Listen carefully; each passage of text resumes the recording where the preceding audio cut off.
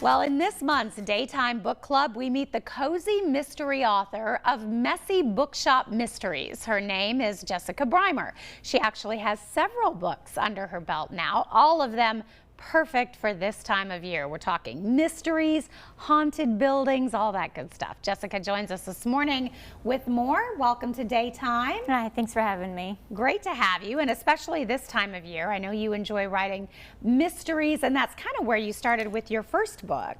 My first book is my debut. It's Messy Bookshop Mysteries, and I just like messy bookshops. Got inspired looking up some online, and I'm like, I could write one. I like mysteries. So. And you really mean just messy, sort of used bookshops, kind of dusty. We were talking about the smell that they kind of have sometimes. Yeah, it's just like an organized mess, enough you can shop, but you kind of like, you just want to look through every book and scroll through it. But it is a little messy, a little chaotic, but it's an organized one. And that's the kind you like, that really draws you in. Yeah, the one that you can just get lost for hours in a bookshop. And you said you actually worked at one of those. I worked at a Christian bookstore for a little over a year, maybe almost 2 years, and I just like working at a bookshop, and been to a couple messy ones over the years, and I don't know, I just really enjoy it.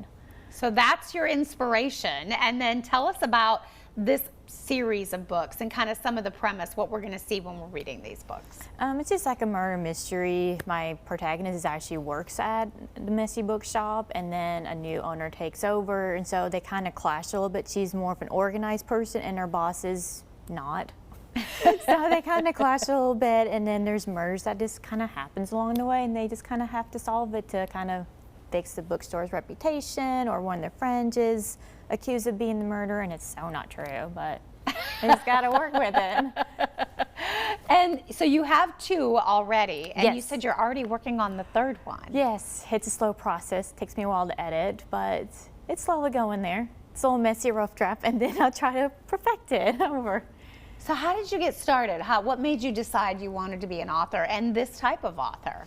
I've always was the writer in school. I always wrote versus doing schoolwork, which I don't recommend doing that, but I just always loved writing, and I didn't get serious about it until I was probably like 10 years ago, really trying to I think I can actually do it and be an author. So I wrote more, study writing more, and just practiced over time, honestly, until it became what it is now. And now when you're holding these books that you wrote, and you can actually have that, it's almost like from what I've heard from authors, it's like you finally have that baby that you've been working so hard. Yes, it is. I mean, my latest one, I rewrote it like 3 separate times because I didn't like the first time. Then I rewrote it, and then it's like, I don't know, it's just gratifying seeing all the hard work out there. It's just nice. Yeah.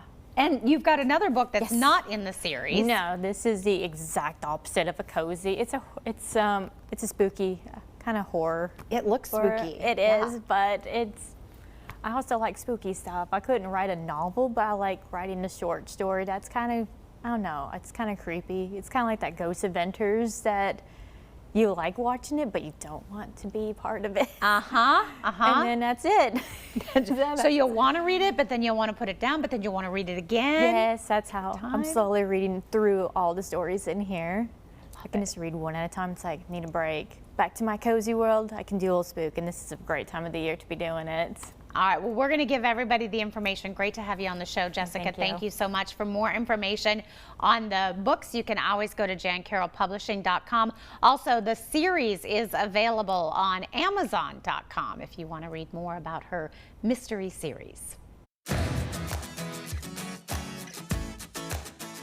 Well, he is a New York Times best-selling author. He's also known for his radio show, and soon he will be making a stop here in the Tri-Cities. Eric Metaxas will be the featured speaker during an event coming up October 20th at Heritage Baptist Church in Johnson City. Here with more now is Larry Larson of Bethlehem Lutheran Church. And Larry, it is great to have you on Daytime. Thank you. It's good to be here again. Well, again, because you have over the years been really bringing in nationally known speakers for the public to enjoy. Yeah, we try to reach out to the public and give them more information on different subjects that are of interest to the local community. And you said you are really looking forward to this particular visit. Tell us a little bit about your featured speaker. Well, Eric Metaxas, as you said, is a New York Times #1 best-selling author for his book Bonhoeffer. He's also written, about 6 other major books. One of the ones that's just absolutely super is called Amazing Grace, which was in the conjunction with the movie that was made, I think, around 2016 time frame. He is also authored over 30 children's books. He has been on the Veggie Tales. He's done some scripts for them. And you said he has a syndicated radio show for 2 hours a day. He's done speaking all over the United States. He's been a speaker at the presidential prayer breakfast in 2012. And he's just an incredible man. I don't know how he does everything that he does. Wears a lot of hats, that is for sure. He definitely does. And of course, one of his latest works, If You Can Keep It, a lot of people talking about this, calling it that must-read book for all Americans. And you said this is one of the things he'll be talking about. Absolutely. He'll be talking about this book and a companion book to it called The Letter to the American Church. And this book in particular is all about recapturing the principles of freedom and liberty that our founding fathers gave to us. And the title actually comes from a Ben Franklin quote as he was leaving the Continental Convention, or the Constitutional Convention, in September of 1787. And from across the street, a woman asked him, "Mr. Franklin, what have you given us, a constitution or a monarchy?" And he said, "A constitution, madam, if you can keep it." If you can keep it. The key words, and he talks about that in here, and sort of our job, our responsibility. Yes, because we have gotten away from it. We don't teach it in our schools anymore, and if we don't get back to those principles, we're going to lose them. And so we need to sort of get back to it.